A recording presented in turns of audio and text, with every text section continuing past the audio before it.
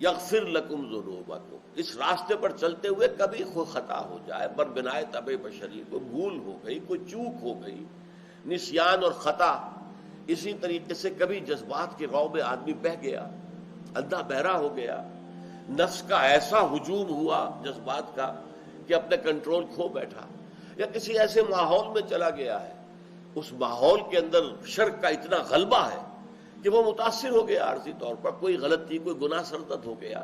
لیکن چل رہا ہے اس راستے پر، ایمان اور جہاد کے راستے پر۔ اگر اس راستے پر چل رہا ہے تو جہاں کہیں بھی قدم پھسل جائے گا، انسان گر جائے گا، فوراً کھڑا ہوگا، توبہ کرے گا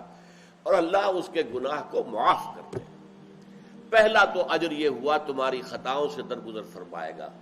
غفر کہتے ہیں ڈھانپ لینے کو، مغفر کہتے تھے خود کو،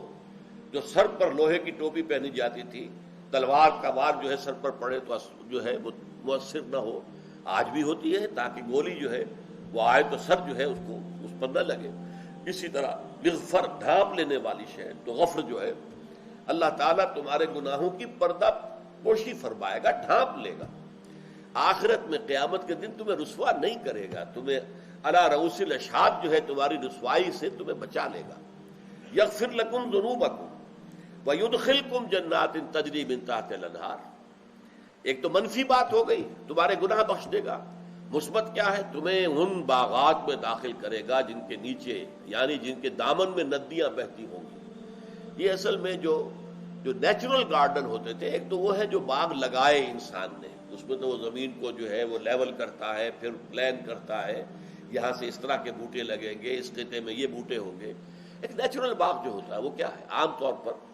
پہاڑی علاقوں کے اندر کہ وادی کے اندر کوئی نالا ہے یا کوئی چشمہ ہے یا دریا ہے بہہ رہا ہے، اور اس سے دونوں طرف جو اونچانے ہیں اس کی جڑوں کے اندر خود بخود پانی جا رہا ہے، تو وہاں پر درخت کھڑے ہوئے ہیں، وہاں پر جو ہے پودے ہیں، پلانٹیشن ہے، تو گویا کہ ان پودوں کے اور درختوں کے دامن میں ندی بہہ رہی ہے۔ تو دامن جو ہے یہ ہے در حقیقت وہ چیز، یہ جو نیچے بہنے کا مطلب یہ نہیں ہے کہ ان باغات کے نیچے سے نہریں بہہ رہی ہوں گی، بلکہ یہ کہ ان کے دامن میں ندیاں بہتی ہوں گی۔ یغفر لکم ذنوبکم نمبر 1، ویدخلکم جنات تجری من تحتها الانہار، اور نمبر 3 ومساکن طیبۃ فی جنات عدن، اور تمہیں ایسی رہائش گاہیں دے گا کہ جو ریزیڈینشل گارڈنز کے اندر ہوں گی،